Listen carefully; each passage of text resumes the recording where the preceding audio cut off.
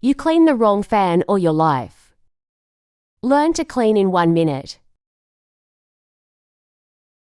To start today's tip, let's add 300 milliliters of water in one container.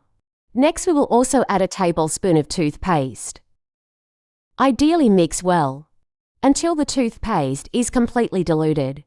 You will be impressed by the use of this mixture, bringing cleaning easily to the fans used in your home. Once you are at this point, we will also add 3 tablespoons of detergent, and then mix again. Remember that this mixture is ideal for use in fans, by easily removing dirt without the need to rub.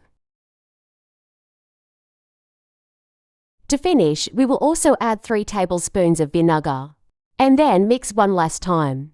I am sure you will thank me for using this mixture, making it too easy to clean the fans, by avoiding the need to disassemble and wash thoroughly. To facilitate the application, we should only place the mixture fully in a spray bottle, being more practical.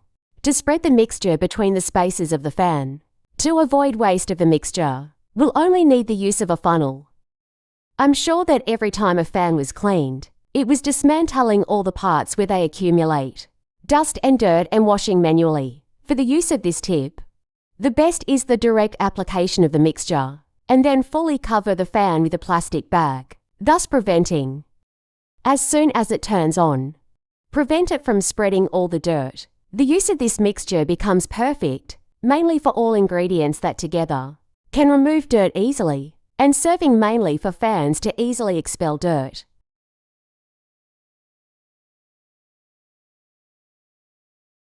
And before I forget, tell me which city you watch, so I can send you a big hug. Today's hug goes to Elizabeth Faster.